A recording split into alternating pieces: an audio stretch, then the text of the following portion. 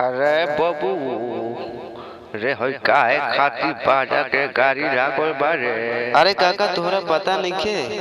अरे काल लोग डाक बम जाए वाला बालू ओकरे डीजे के गाड़ी हो। अरे तो खाली देखावे ले आज बालू की बजावे खाती। अरे ना काका बाजी। अरे तो बजाओ। अच्छा ठीक बा लो है सुनो।